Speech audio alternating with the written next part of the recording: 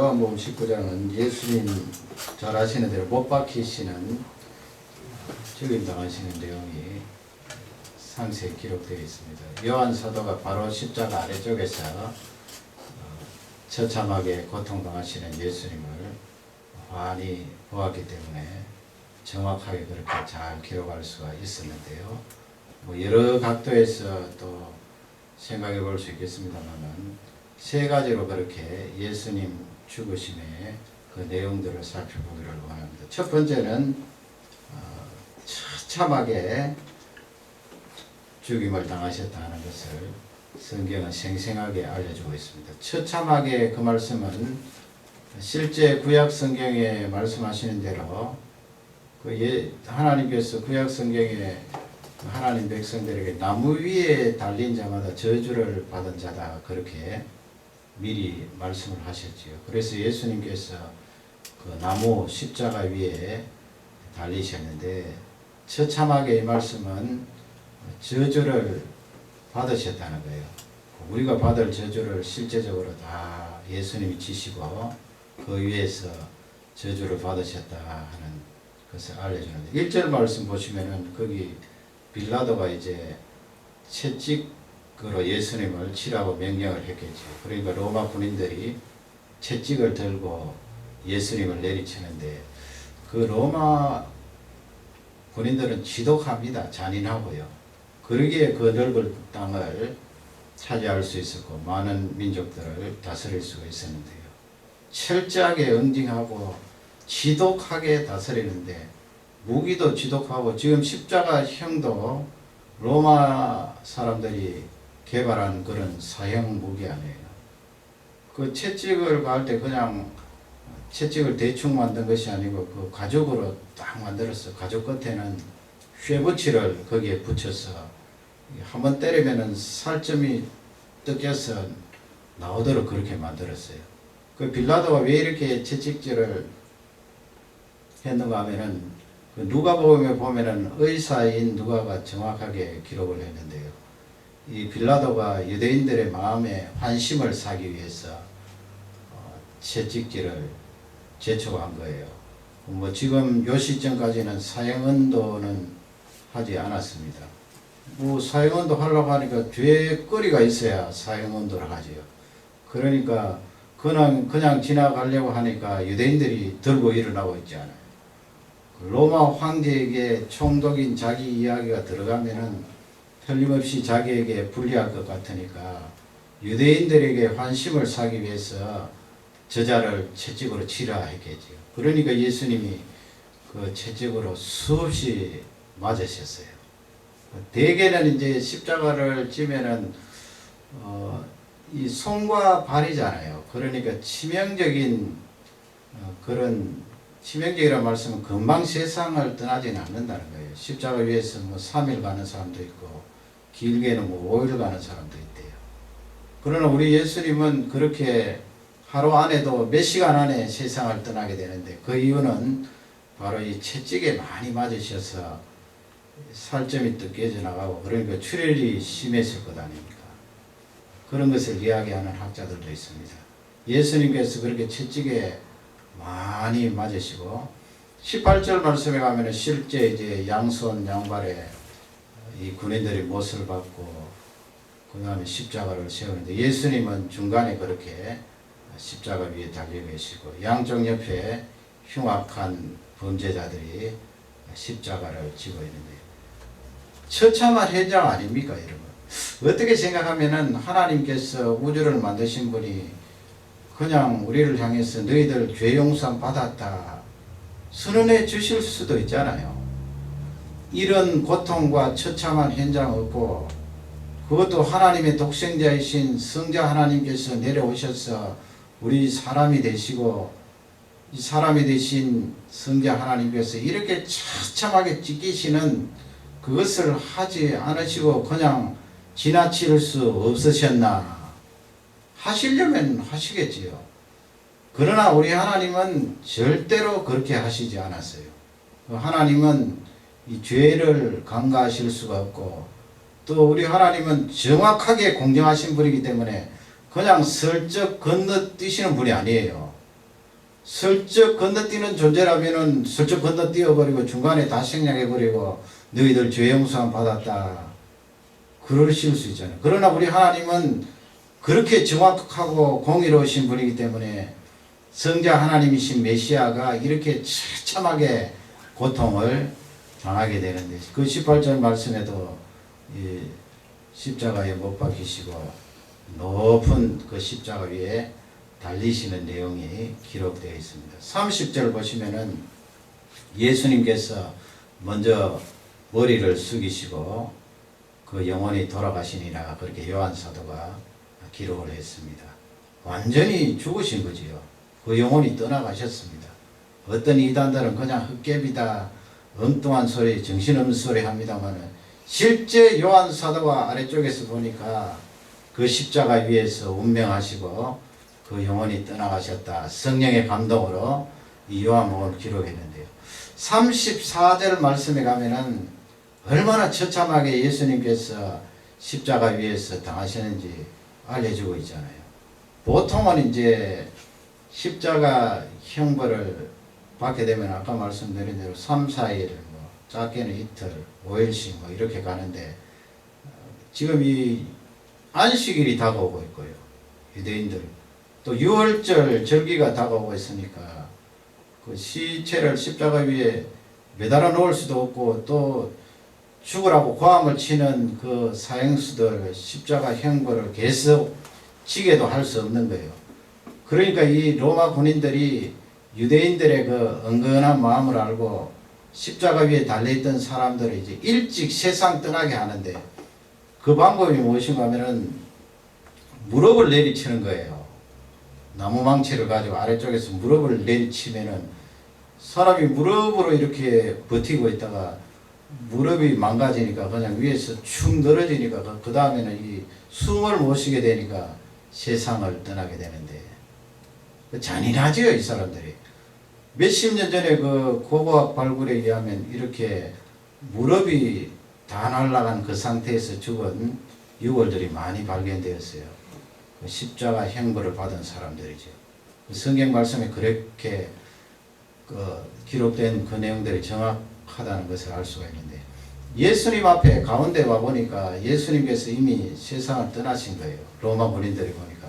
그러니까 34절 말씀에 보면 한 병사가 긴 창을 가지고 있다가 예수님 옆구리를 확 찔렀는데 요한 사도가 그 밑에서 보니까 창이 쫙 옆구리 속으로 들어가니까 피가 싹 쏟아지고 그 다음에 물이 쏟아지더라.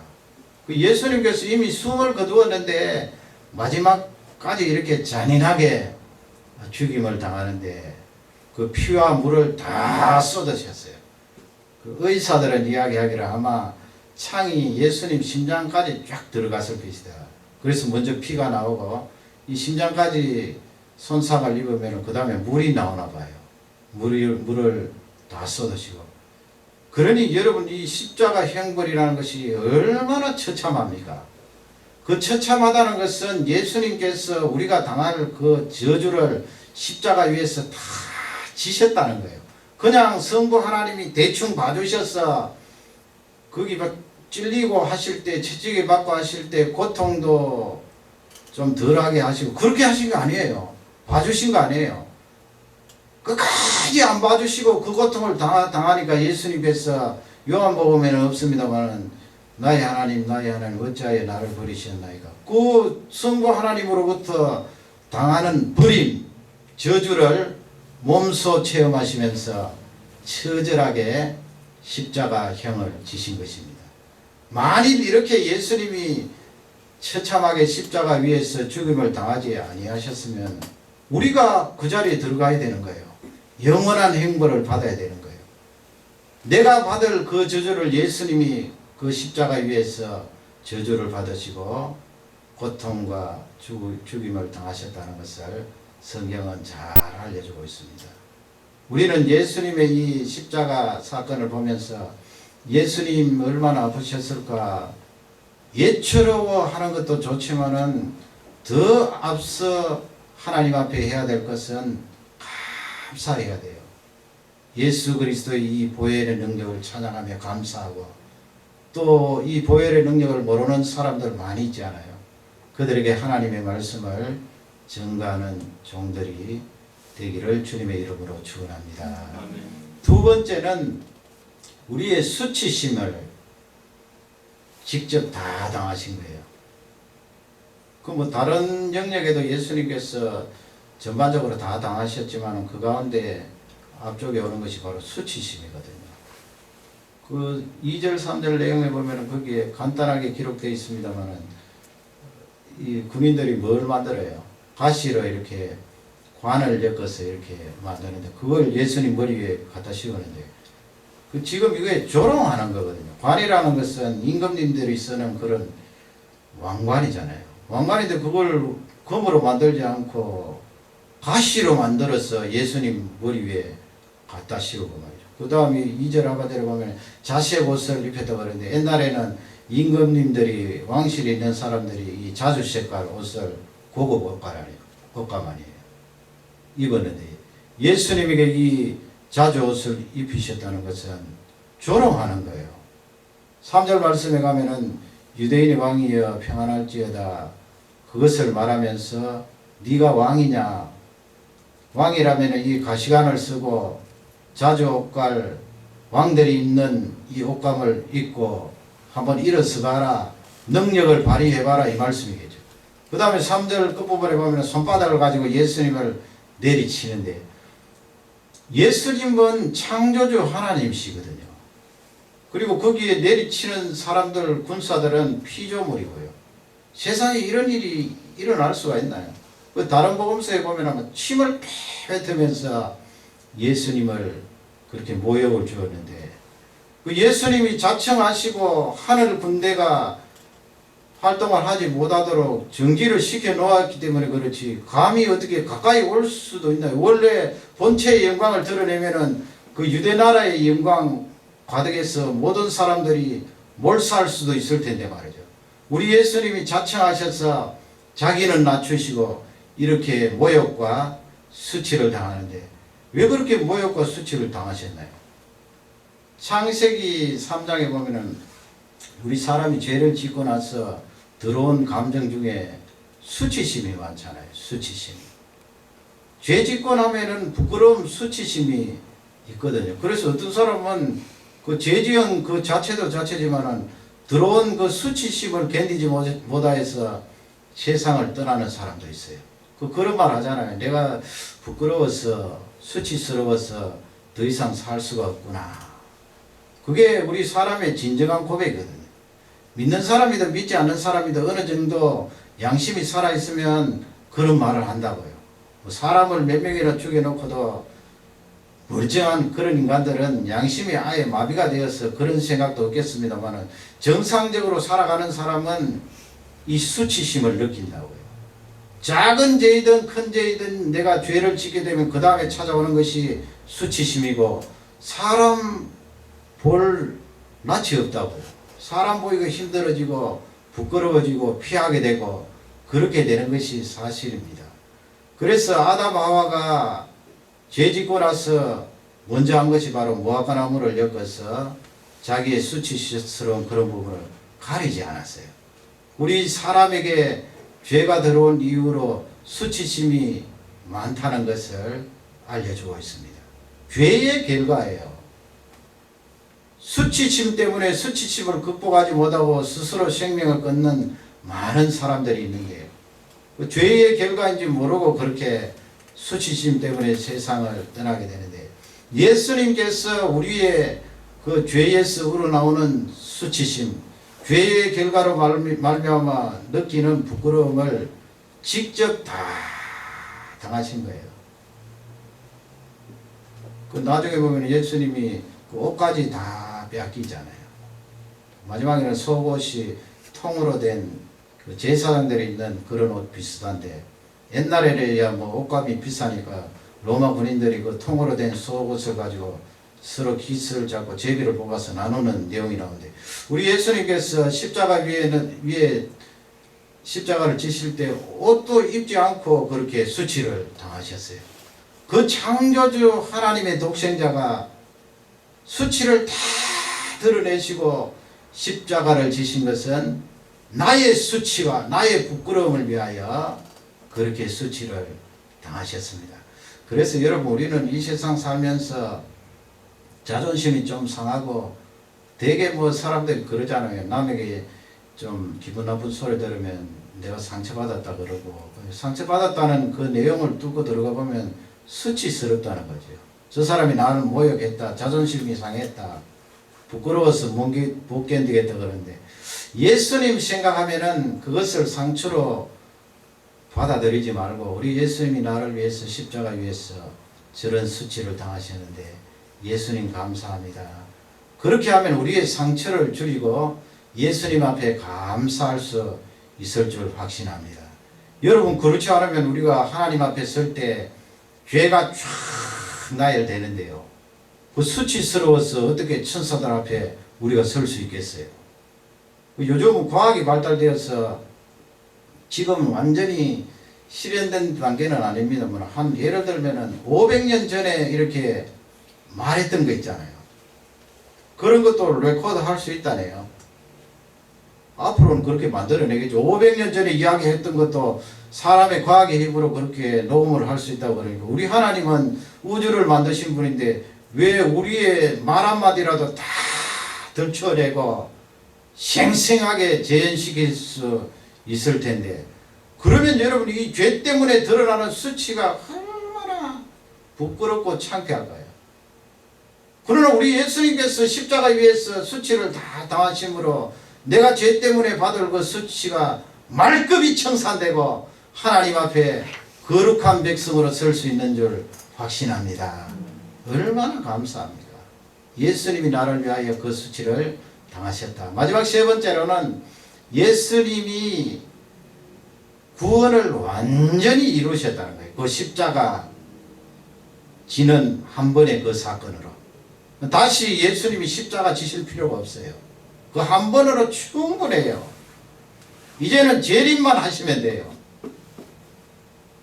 30절 말씀에 가면 예수님께서 다 이루었다 그런 말씀을 하는데, 거기 다 이루었다는 말씀은 끝났다 말씀이 아니에요. 끝났다는 것은 뉘앙스가 조금 다르잖아요. 거기서 다 이루었다고 예수님께서 헬라말로 말씀하신 것은 완성했다는 거예요. 완성했다. 구약 성경부터 메시아가 오시겠다, 사람의 죄를 용서해 주시고 구원할 그 메시아 대신 하나님의 독생자가 오시겠다 말씀한 그 구원의 총 역사가 십자가 위에서 완성되었다 이 말씀이에요. 완성되었다. 영원토록 유효하다 이 말씀이고, 예수 그리스도의 십자가로 말미암아 용서받지 못할 죄가 없다 하는 것을 알려주는데, 하나님의 나라라 그러잖아요. 하나님의 나라는 여러분 언제부터 임하였나요? 하나님의 나라는 회개하라 천국이 가까워왔느니라 예수님 처음 사역 시작하실 때 외치셨는데, 그 하나님의 나라가 가까워왔느니라 그 말씀이 킹덤 오브 헤븐인데, 하나님 나라, 하늘나라, 그 예수님 오실 때부터 하나님의 나라는 이미 임하였어요. 그러나 완성된 것은 아니지요. 언제 완성됩니까? 하나님의 나라가 언제 완성돼요? 지금 현재 나는 예수 그리스도를 믿고 하나님의 복음의 말씀으로 하나님의 자녀가 되었기 때문에 하나님의 나라가 내 속에 임하였어요. 내가 너무 걱정을 많이 하고 두려워하고 불안해하고 또 경건 생활이 약해서 그 하나님의 나라를 다 누리지 못해서 그렇지, 이미 2000년 전에 하나님의 나라가 임하였다고요. 임하였는데 완성은 안 됐다고요. 왜 완성이 안 됐습니까? 예수님 재림 때 하나님의 나라가 완성돼요. 그리고 그때 육신의 부활이 있잖아요. 육신의 부활이 있으면 우리가 죽는다고 해도 영혼과 육체가 합쳐지는 완전한 그런 구원을 체험하게 되고, 몸을 가진 우리 사람이 질병 없고 죄 없는 성결된 존재로 거듭나기 때문에 하나님 나라의 완성은 예수님 재림할 때 이루어져요. 그러나 여러분, 구별해야 될 거 있어요. 어떤 사람은 그걸 착각한다고요. 예수 그리스도께서 십자가 위에서 이루신 그 구원은 완전한가요? 아직도 부족한가요? 그 구원은 완전해요. 왜냐하면 예수님이 다 이루었다 말씀했어요. 완전한 구원이에요. 누구 한 사람이라도 더 빼거나 보탤 수가 없어요. 예수님이 십자가 위에 그렇게 처절하게 죽임을 당하신 그 구속의 사건으로 우리의 죄는 완전히 용서함을 받고 하나님 앞에 의로운 존재로 설 수 있음을 예수님이 말씀했습니다. 이것보다 여러분 더 확실한 증거와 말씀이 어디에 있나요? 우리의 구원은 확실합니다. 예수님이 십자가 위에서 완전히 그 구원을 완성하셨기 때문에 그 예수 그리스도를 믿는 믿음으로 말미암아 완전한 구원을 받은 거예요. 그래서 내가 뭐 기분 나쁘면은 지옥 갈 것 같고 기분 좋으면 천국 갈 것 같고 그건 내 기분이죠. 예수님이 역사적으로 이미 그 구원을 완성시키셨기 때문에 내가 예수 그리스도를 믿는 하나님의 자녀면 그 영원한 세계가 보장되어 있는 줄 확신합니다. 그러나 하나님의 나라는 예수 그리스도 재림하실 때 내가 부활하고 죽지 않았다면 신령한 몸으로 바뀌어서 그 하나님의 나라에 완성된 그 속으로 들어가는 줄 확신합니다. 이 말씀이 오늘 저녁에도 큰 힘이 되시고 이 이민생활 하시는데 늘 활력소가 되시기를 주님의 이름으로 축원합니다. 우리 다 같이 기도하겠습니다.